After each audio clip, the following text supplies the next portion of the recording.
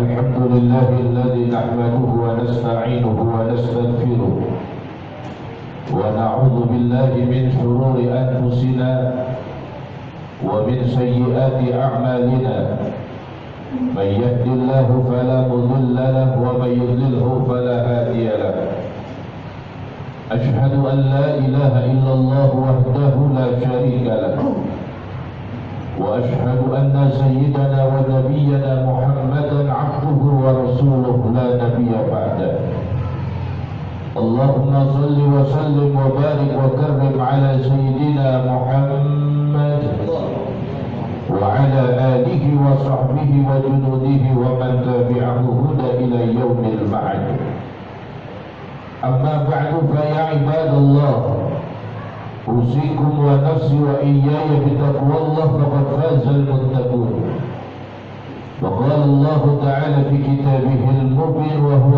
أصدق القائلين أعوذ بالله من الشيطان الرجيم بسم الله الرحمن الرحيم يا أيها الذين آمنوا اتقوا الله ولتنظر نفس ما قدمت لغد واتقوا الله إن الله خبير بما تعملون. Ma'asyiral muslimin hadirin sidang salat Jumat rahimakumullah. Pertama mari sama kita panjatkan puji dan syukur kehadirat Allah Subhanahu wa taala atas segala nikmat yang Allah berikan, Allah curahkan, Allah limpahkan kepada kita semuanya. Yang dengan izinnya kita bisa sama hadir dalam rangka menunaikan ibadah salat Jumat berjamaah. Yang dengan harapan dan doa semoga apa yang kita laksanakan pada saat ini dan hari ini di sayyidul ayyam yaumul jum'ah, semoga Allah berikan keberkahan yang berlimpah kepada kita dan Allah terima segala amal kebaikan dan ibadah kita. Salawat dan salam sekaligus kita haturkan dan kita sampaikan kepada keharibaan baginda alam sayyidul mawjud kanjeng Nabi besar Muhammad sallallahu alaihi wasallam, serta para karib kerabat, para sahabat dan sekaligus kita umat yang insya Allah senantiasa patuh tunduk terhadap perintah, ajaran dan sunnahnya, yang semoga dengan harapan Allah kelak mengumpulkan kita di yaumul mahsyar dan Allah limpahkan kita syafaatnya baginda Rasul Nabi besar Muhammad sallallahu alaihi wasallam. Hadirin rahimakumullah, sidang Jumat yang berbahagia dan insya Allah sangat dimuliakan Allah. Saya melalui mimbar yang mulia ini berpesan untuk al-fakir pribadi, saya pribadi dan umumnya buat hadirin sidang Jumat sekalian, agar supaya kita semuanya selalu senantiasa meningkatkan kualitas iman dan takwa kita kepada Allah Subhanahu wa taala dengan menjalankan segala apa yang diperintahkan oleh Allah dan menjauhkan sejauh-jauhnya dengan apa yang dilarang oleh Allah Subhanahu wa taala. Karena iman dan takwa yang akan bisa menyelamatkan kita hidup dari dunia sampai nanti ke surganya Allah Subhanahu wa taala. Yang kedua, Al-Fakir berpesan dan menyampaikan apa yang disampaikan oleh Nabi besar Muhammad sallallahu alaihi wasallam. Ada seorang sahabat yang bertanya kepada Rasul, "Sa'altun Nabi sallallahu alaihi wasallam." Aku bertanya kepada Rasul sallallahu alaihi wasallam, "Ya Rasulullah, ya Nabi Allah, wahai Rasulullah, wahai Nabi Allah, ayyul amali ahabbu ilallah?" Pekerjaan dan perbuatan apa yang Allah paling cintai kalau aku laksanakan? Ada 3 yang Rasul sampaikan dan insya Allah kalau kita praktekkan kita akan dicintai oleh Allah Subhanahu wa taala. Qala, kemudian Nabi menjawab, as-salatu ala waqtiha. Salat pada waktunya. Orang yang merasa dirinya muslim, salat itu adalah merupakan kewajiban buat mereka. Dan salat itu adalah kewajiban buat kita. Dan ibadah yang paling afdal di sisi Allah adalah salat. Amalan yang paling pertama nanti dihisab oleh Allah di hari kiamat adalah salat.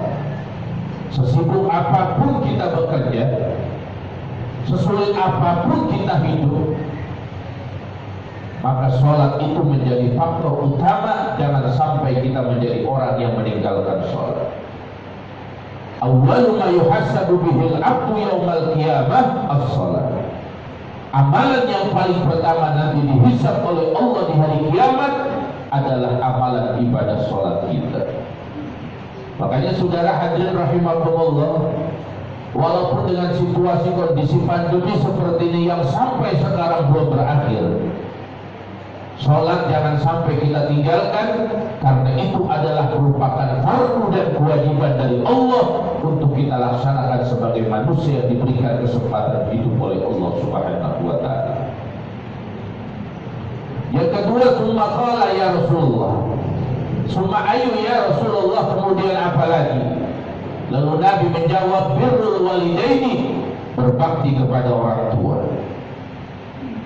Akhir-akhir ini pun sama kita saksikan berapa banyak manusia yang moralnya hilang, akhlaknya hilang.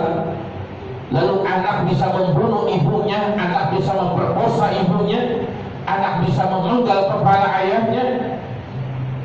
Nilai-nilai Islam sudah mulai luntur dari peradaban manusia di akhir zaman, yang sampai dengan saat ini bagaimana alam tidak interupsi kepada Allah Sang Pencipta.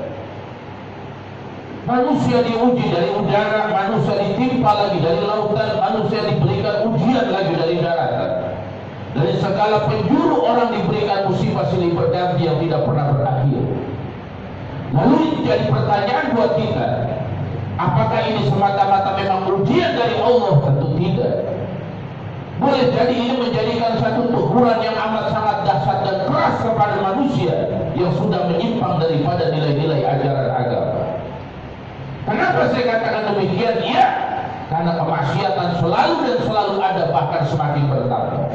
Dengan kemajuan teknologi, orang sekarang begitu gampang membuat sesuatu hal yang memang dilarang oleh agama.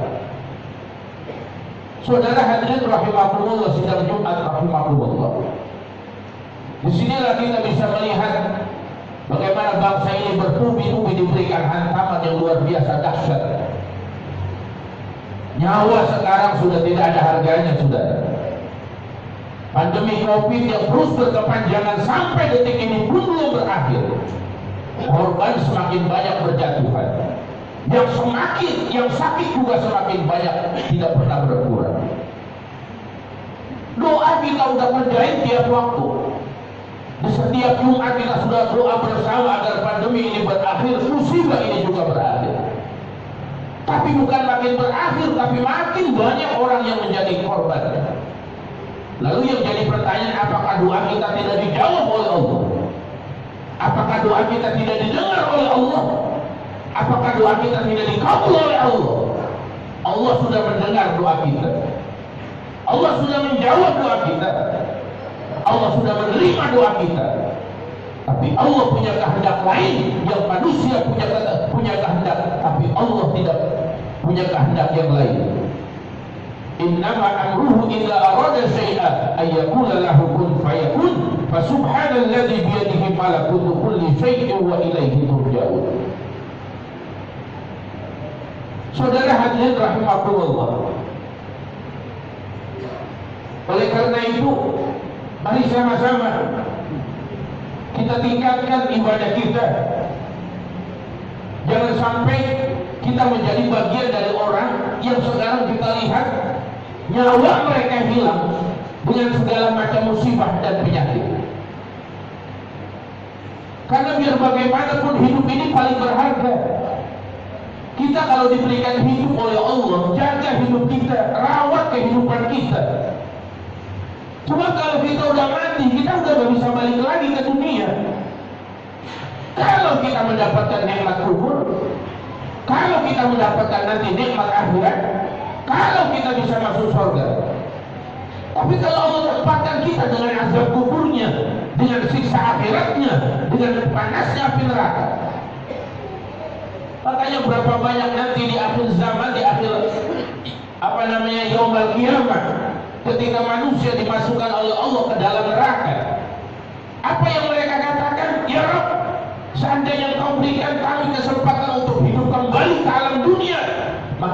sepanjang hidup kami akan bersujud dan melakukan ibadah kepada-Mu.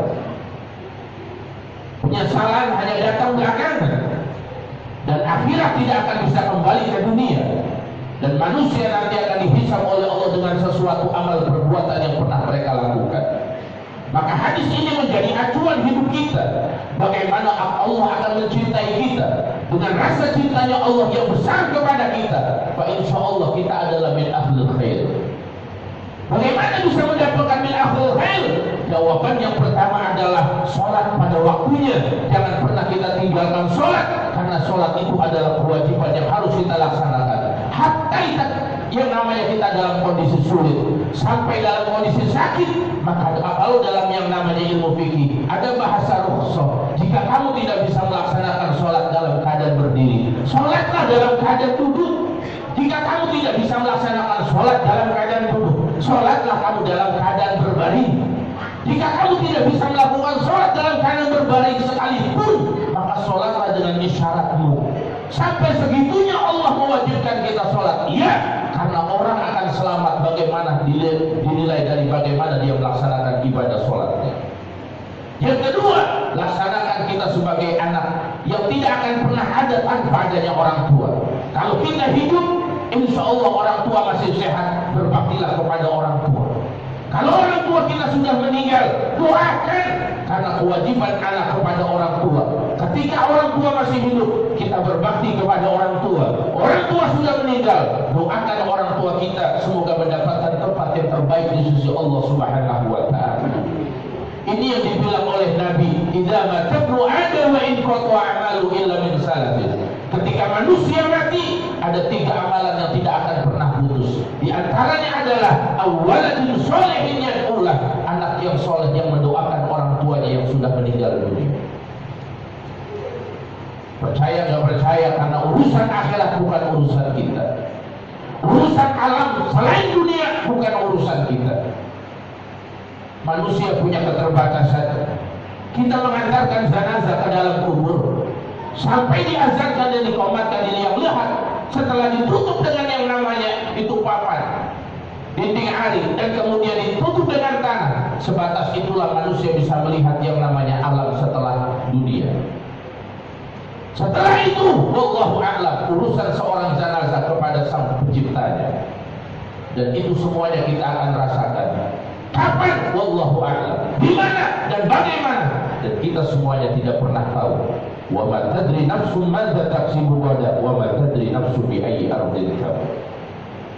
Saudara hadirin sidang Jumat rahimahumullah. Lalu yang ketiga kata Nabi, "Summa ayya Rasulullah?" Kata sahabat, "Lalu apa lagi ya Rasulullah?" Kata Nabi, "Al-jihadu fisabilillah." Berjuanglah di jalan Allah. Kita berjihad dengan segala macam aspek, banyak saudara. Orang yang bodoh kemudian dia berjalan mencari ilmu. Man salaka thariqan yaltamisu fihi ilman, sahalallahu lahu thariqan ilal jannah.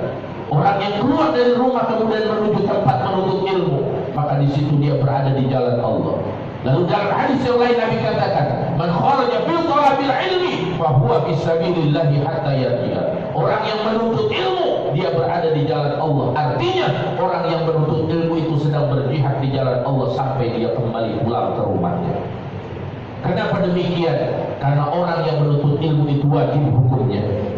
Kita sekarang hidup masih banyak ulama, masih bersyukur. Bagaimana nanti generasi kita ke bawah? Anak kita, cucu kita, cicit kita. Sekarang ulama, para alim, orang-orang alim sudah diambil sama Allah.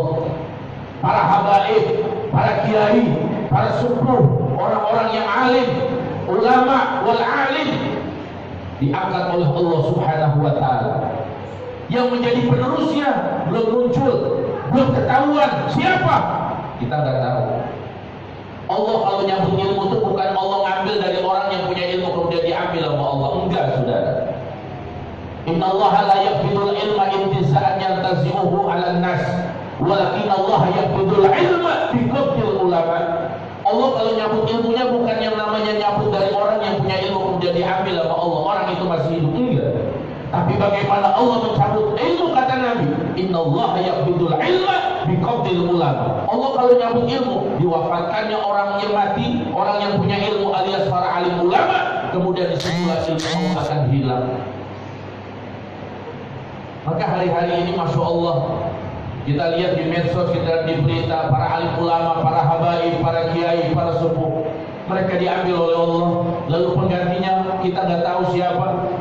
Kalau sekarang kita hidup nggak mau belajar ilmu agama, kemudian kita ibadah tidak dasar ilmu agama, berapa banyak orang yang ibadahnya, kata Imam Subah dikatakan, fakullu man bighairi ilmi ya'malu a'maluhu mardudatun la tuqbalu.